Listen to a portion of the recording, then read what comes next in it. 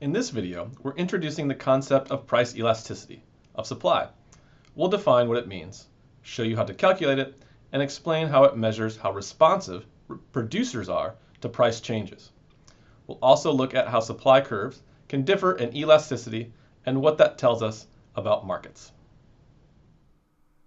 Price elasticity of a supply, again, will tell us how responsive supply curves are to changes in price. Our formula will be the percent change in quantity supplied divided by the percent change in price. And again, a measure of how responsive sellers are to price changes. So I can write it in our similar way of writing this formula. So the PES, price elasticity of supply, will be equal to the percent change in quantity supplied over the percent change in price. I'll show you a question here later where I'm going to give you the percentage changes, and you got to calculate out that elasticity. On a graph, price on the y-axis, quantity on the x-axis, we could have a very steep supply curve. This would be an inelastic or steep supply curve. Or we could have a relatively flat or elastic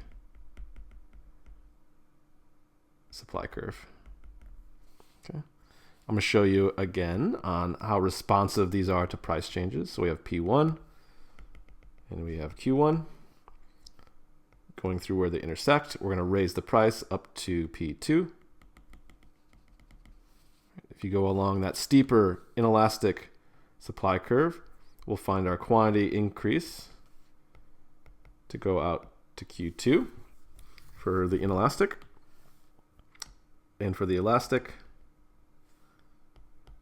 we'll see a much bigger increase. Again, that's what I mean by responsiveness. The bigger the quantity change, the more responsive. So that blue curve is going to be elastic, really big changes. We also have numbers for these definitions for price elasticity of supply. If we're going to be elastic, these are going to be big changes. And so this one, price elasticity of supply, is going to range somewhere in between 1 and positive infinity, not including the 1. And the inelastic will be ranging between 0 and 1, not including the 1. So for elastic, we're looking at numbers like 2, 5, 6%, where for inelastic, it's like 1/2, 1/3, etc. Okay. Again, so look at the sizes of these price and quantity changes. Just for this elastic one here, this would be price increases by 1%, quantity supplied increases by something like 5%. So that quantity change here, 5%, is bigger than the price change. So very responsive. That's what makes sense for this elastic flatter curve. Okay. Practice question here. The price of gluten-free buns falls by 7%, so price goes down by 7%. In response, the quantity supplied of gluten-free buns falls by 3.5%.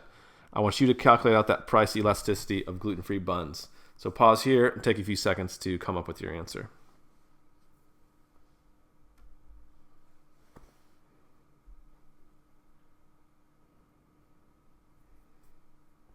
Okay, our formula for price elasticity of supply will be percent change in quantity supplied over percent change in price. We can start filling in those numbers.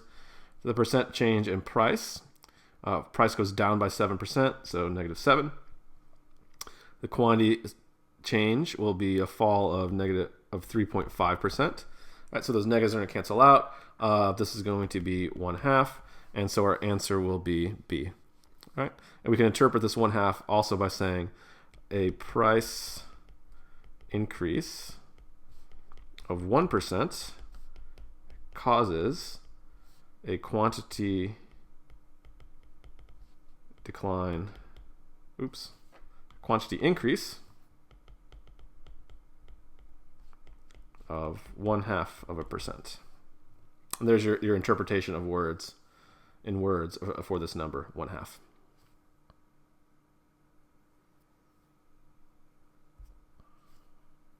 We can also do the scaling exercise. And so for this one, suppose the price elasticity for textbook is 3%. What would be the change in quantity supplied if price increased by 2% instead of the 1% change that we did? So we always start off with our formula.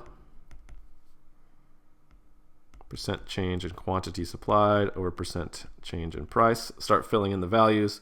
We know price elasticity of supply is 3%. The percent change in quantity, we want to know what that percent change in quantity is, and the price went up by 2%. Right, so now we're going to solve by x. Solve for x. X equals 2 times 3, and so our percent change in quantity supplied will be equal to 6%. Right. So a 2% increase in price will increase quantity supplied by 6%.